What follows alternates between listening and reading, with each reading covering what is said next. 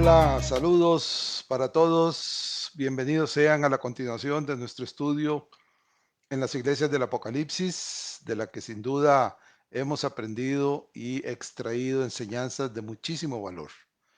Hoy continuamos, como lo hemos hecho en las sesiones pasadas, con la iglesia de Filadelfia y esto lo haremos en una primera mitad y continuamos descubriendo y gozándonos de estas alabanzas que el Señor de la iglesia le dio a los creyentes filadelfinos y que si usted y yo somos imitadores de la fe y la fidelidad al Señor que ellos tuvieron, pues también son extensivas para cada uno de nosotros.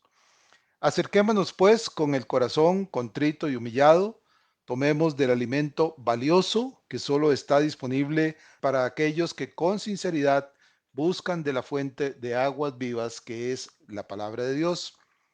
Luego de indicarle a la iglesia de la puerta de oportunidad que Él ha abierto para ellos, para que extiendan el Evangelio a los idólatras y paganos que los rodeaban, el Señor sigue hablando, sigue alabando las obras de fidelidad que los siervos en aquella iglesia cumplían delante de Él. Que, como ya se ha dicho tantas veces antes, tal conducta no solo es digna de ser imitada, sino que el siervo fiel y prudente sabe que debe hacer lo mismo. Y esto nunca como una ordenanza impositiva, es decir, obligada, sino como la respuesta sincera de un siervo agradecido con su Salvador por rescatarlo del camino de perdición eterna. Entonces, en la certeza de que estamos aquí estudiando y profundizando en su palabra para crecer, para madurar y para santificarnos cada día más, continuemos descubriendo esas verdades de oro que el Señor da a quienes las buscan con pasión y con ferviente deseo de aprenderlas, de retenerlas, de practicarlas y testificar de ellas al mundo siempre, siempre para la gloria de Dios. Así entonces, al continuar conociendo las alabanzas que el Señor da a su iglesia, llegamos a la Filmina 48, en la que leemos el nuevo reconocimiento que el Señor hace a los fieles filadelfinos. Apocalipsis 3, 8, en su cuarta parte del versículo, en cuanto a alabanzas, dice, porque aunque tienes poca fuerza, has guardado mi palabra. Vean qué importante y qué hermoso esta alabanza que el Señor le hace a su iglesia. Has guardado mi palabra. Ahora, ¿qué quiere decir el Señor? Entonces, cuando se lo dijo a los de Filadelfia y en el hoy que nos lo dice a cada uno de nosotros, cuando hace esta clase de afirmación. Bueno, eso es precisamente lo que vamos a ver de inmediato. Lo primero que debemos entender es qué significa que la iglesia tiene poca fuerza. ¿Cómo se mide la fuerza de una iglesia? Alguien podría creer erróneamente que esta afirmación del Señor parece más un señalamiento negativo más que una alabanza, pero lejos, muy lejos de entenderlo así. Todo lo contrario, y es que lo que desarrollaremos en el estudio de hoy podrá permitirnos llegar a conclusiones verdaderas y sanas. La expresión poca fuerza es una afirmación que anticipa la participación divina en favor de los fieles y es muy, pero muy claro que la misma se hace en función del entorno mundano que rodeaba a la iglesia, es decir, el resto de la ciudad de Filadelfia, y nunca desde la perspectiva divina. El diccionario Vine del Nuevo Testamento define en parte el significado de la palabra fuerza y dice que significa poder, capacidad física o moral, residente en una persona o cosa. Entonces, la capacidad moral de la iglesia de Filadelfia estaba fuera de toda duda, porque la parte que corresponde a la iglesia tendría que ver con capacidad física. Esto es, que los miembros de la iglesia podían hacer delante de la comunidad de paganos y enemigos judíos que lo rodeaban. Por eso tenían poca fuerza, porque tenían poco peso social. Vayamos por partes. La fuerza de un grupo religioso, cualquiera que éste sea y cualquiera que sea el Dios al que adora, ayer como hoy, se mide según los parámetros que la sociedad define por el poder económico, poder político y poder religioso que ese grupo tenga delante de esa sociedad en la cual se mueve. Tenemos un claro ejemplo de una iglesia que así lo hacía y es precisamente la última de las 7 iglesias, que es la que sigue luego que terminemos con Filadelfia, y es la iglesia de la Odisea, la cual, siendo completamente autosuficiente en cuanto a riquezas, decía ella de sí mismo. Leemos en Apocalipsis 3:17: yo soy rico y me he enriquecido y de ninguna cosa tengo necesidad. Observen la barbaridad que decían las gentes, los creyentes de la iglesia de la Odisea. Esto es que en términos totalmente humanos, de la Odisea podía afirmarse que era una iglesia fuerte, poderosa, influyente y con gran poder. Sin embargo, y como leemos en las palabras del Señor, que es la opinión que realmente vale para todos los efectos de la iglesia y de las iglesias alrededor del mundo, leemos en Apocalipsis 3:17, cuando el Señor le decía y le dijo a los de la Odisea: y no sabes que tú eres un desventurado, miserable, pobre, ciego y desnudo. Es decir, que contrario a los de Filadelfia, ellos, los de la Odisea, eran fuertes en el mundo, pero totalmente inútiles delante del Señor de la iglesia. Y este proceder de los grupos eclesiales, cualquiera que sea su línea de adoración y doctrina, es viejo, antiguo, y nació desde el momento en que los hombres hicieron a su creador a un lado y se fabricaron nuevos dioses de barro, de piedra, de madera. Y basta con mirar la historia hasta hoy y comprobaremos que tal comportamiento como el de la Odisea es, hasta estos días, exactamente igual. Como ha sucedido siempre desde la expulsión del huerto que se narra en Génesis 3, 23 y 24, los hombres han dado énfasis a la búsqueda del poder, la riqueza y el reconocimiento social. Por defecto, las iglesias como la de Filadelfia, que dependía totalmente de su Señor, no solo son escasas, sino que hoy su escasez es muy, pero muy evidente y causa la burla y el desprecio de aquellos que se sienten poderosos, sobre todo pseudo iglesias cristianas que tienen gran poder económico. Así, y aunque aplicable a todos los estratos sociales y cualquiera que sea la línea de trabajo a que se dediquen los hombres, sin ninguna duda se puede aplicar a la sociedad de hoy el refrán que dice: tanto tienes, tanto vales; nada tienes, nada vales. Y para la iglesia de Filadelfia, que no tenían nada, ellos para la sociedad de la ciudad no valían nada. En cambio, los de la Odisea, que tenían muchísimo, para la sociedad de sus días valía mucho. Que la riqueza y la pobreza determinan la importancia y la fuerza social de una persona, lo demuestra Santiago en su carta cuando afirma, leemos en Santiago 2:23: porque si en vuestra congregación entra un hombre con anillo de oro y con ropa espléndida, y también entra un pobre con vestido andrajoso, y miráis con agrado al que trae la ropa espléndida y le decís: siéntate tú aquí en buen lugar, y decís al pobre: estate tú allí de pie, o siéntate aquí bajo mi estrado. Así, bajo esta premisa, de la cual podemos dar testimonio que es completamente cierta y de uso común en todos los estratos sociales, incluso dentro de algunas de las iglesias del Señor, podemos entender el por qué, delante de la ciudad de Filadelfia, aquel grupo de creyentes, pequeño e insignificante grupo, débil, pobre y casi sin poder delante de la sociedad, era perseguido por judíos, pero contaba con el favor y la protección de su Señor. Como dice el refranero popular, para muestra un botón, hoy los grupos religiosos que son los que nos interesan en este momento, la sociedad y la opinión pública las mide de la siguiente manera: en el tamaño del templo. Cuanto más grande es, más grita este del poder de quienes son sus líderes y del impacto que ejercen en la sociedad. La cantidad de asistentes. Si el templo es muy grande, así será el número de asistentes que ingresan a él. Y cuando más gente, más impacto en la sociedad, la cual concluirá erróneamente que ahí debe haber algo bueno para que tantos estén yendo y llenando el lugar. Y sienten algunos de esas gentes que también deben ir ahí. Tercero, la suma de las ofrendas.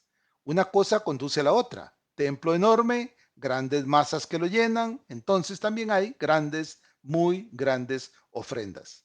Mucho, mucho dinero recogen y pronto se nota en el cambio de vestir, de viajar, de vivir y de enseñar de sus líderes. Y recuerden, esto es algo notorio, lastimosa y tristemente notorio hoy en día.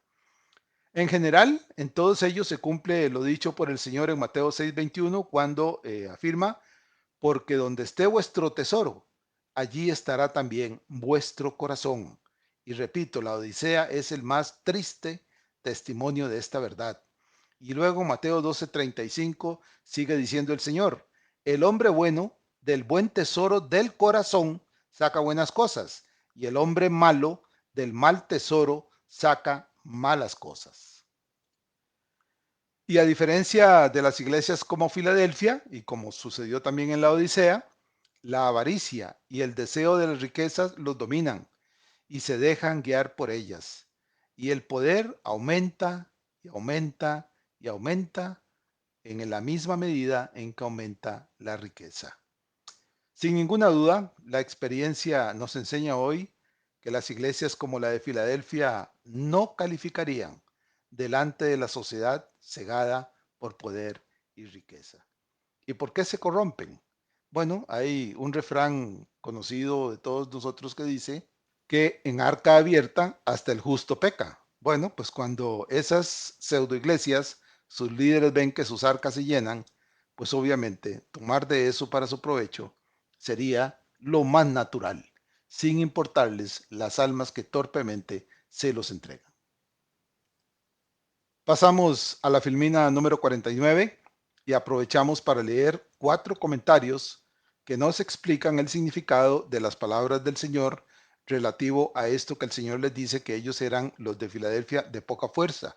Y para poder entender, repito, vamos a leer estos 4 comentarios. Me parece importante cuando tenemos para poder confirmar el correcto significado de lo que implica y traerlo, extrapolarlo a nuestro tiempo para poder aplicarlo no solo a la iglesia misma, sino incluso de carácter personal y puntual.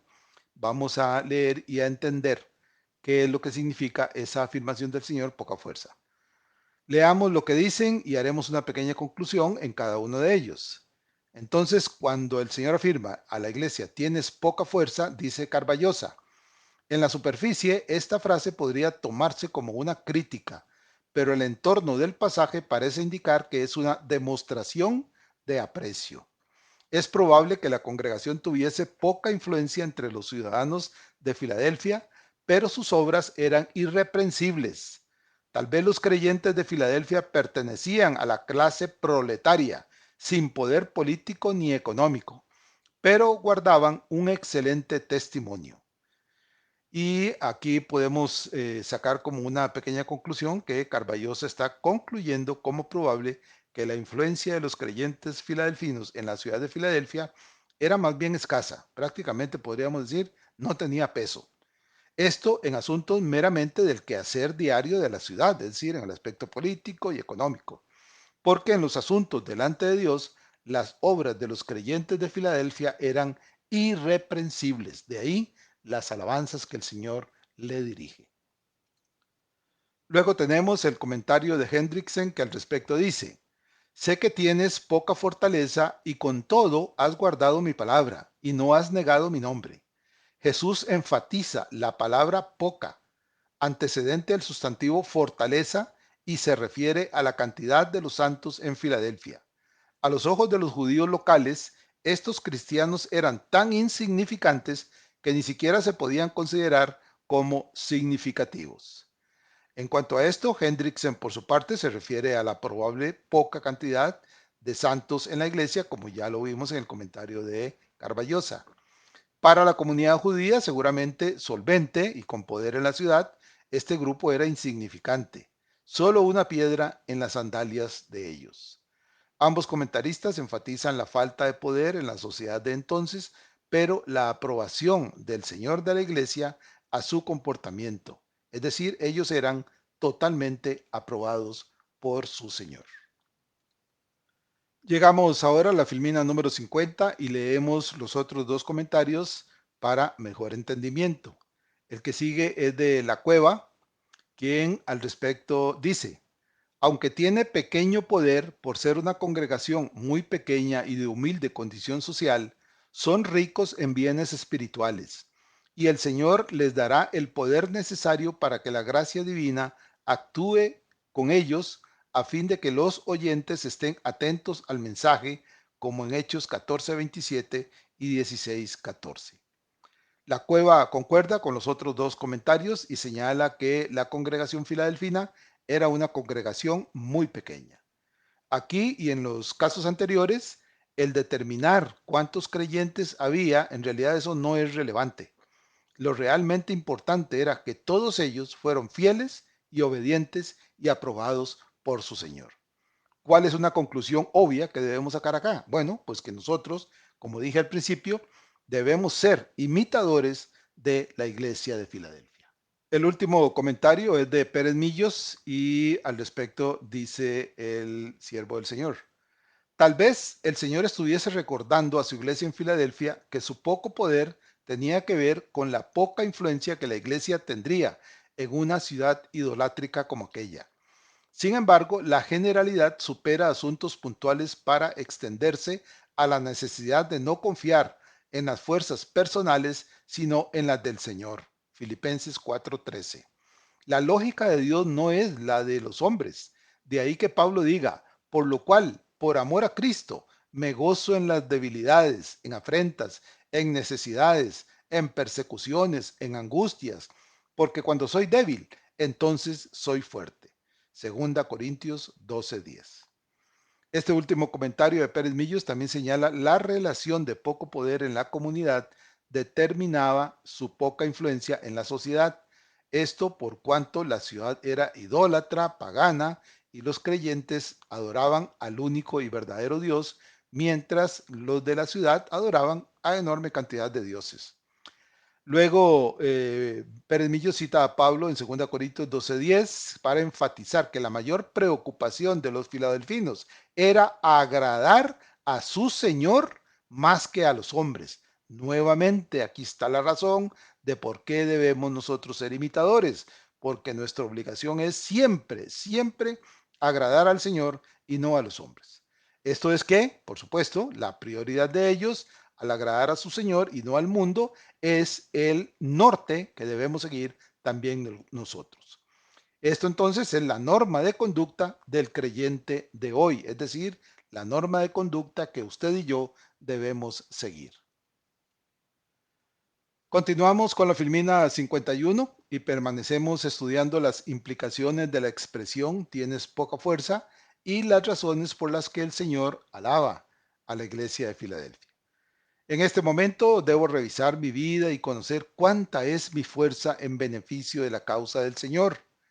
Recuerde, la intensidad de mi fuerza en los asuntos del Señor está en proporción directa con el entusiasmo, el gozo y el amor por aquel que me ha salvado. A mucho gozo, mucho entusiasmo y mucho amor. Habrá mucha fuerza para hacer aquello que se me manda. Si hay poco gozo, habrá poco entusiasmo, poco amor, lo que da como resultado muy poca fuerza, es decir, no hacer nada en los asuntos del Señor. Ya hemos hecho esto antes, pero las circunstancias de siervos que aprenden de su Señor hacen necesario repetirlo una y otra vez y tantas veces como sea necesario. Entonces, hice el ejercicio y me di mi gozo, mi entusiasmo y amor.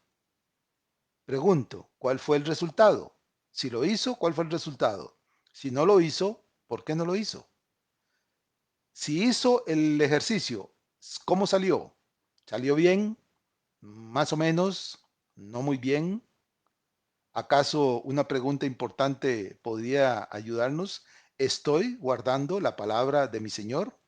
De todos los estudios que hemos hecho y en los cuales usted ha participado, ¿cuánto estoy guardando de todo lo que el Señor me ha enseñado, cuánto estoy guardando de todo lo que la voz del Espíritu me ha mostrado. Y repito, si no lo hice, ¿será que no quiero enfrentar mi realidad de siervo mediocre? Es decir, tengo miedo de enfrentar una realidad que me haga ver como un siervo que no está cumpliendo su deber delante de su Señor. Si esa fuese la razón, pues obviamente mejor debo tomar las decisiones necesarias para corregir antes que el Señor tenga que venir a corregirme. Es un hecho, la puerta permanece abierta por la expresa voluntad de aquel que la abrió. Versículo 7, el que abre y ninguno cierra, y cierra y ninguno abre. Según leímos en el comentario de Carballosa, en la correcta traducción, la puerta fue abierta y permanece abierta, lo que implica, de nuevo, que en este momento todavía está abierta.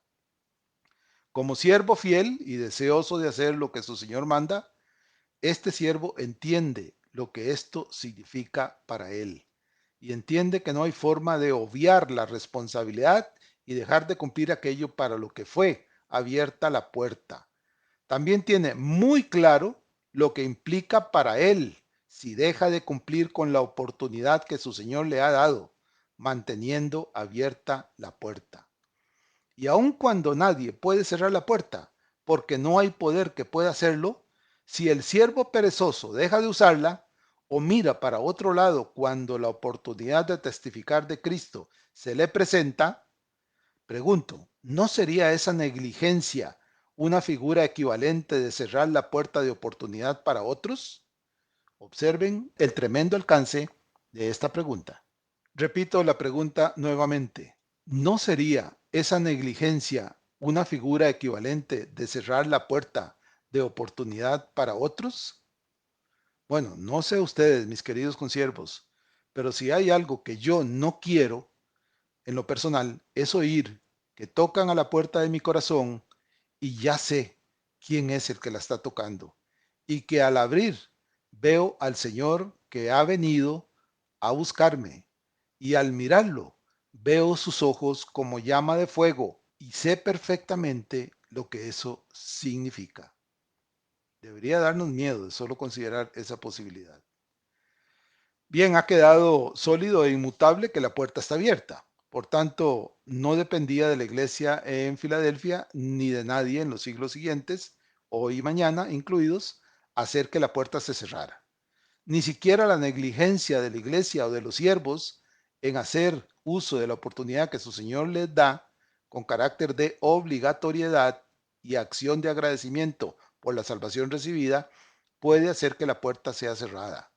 Porque si aquí o allá hay siervos mediocres y negligentes que no la quieren usar, que no van a ver quién está esperando para que les hablen de Cristo, más allá, en el horizonte, hay siervos fieles y diligentes que no se despegan de esa puerta, hablando a todo aquel que les da la oportunidad de escucharlos, para decirles de las grandes cosas que Cristo ha hecho en su vida, como hizo el Gadareno y como hizo la mujer samaritana, de los cuales leemos en Lucas 8:39 que el Señor le dijo al Gadareno, vuélvete a tu casa y cuenta cuán grandes cosas ha hecho Dios contigo.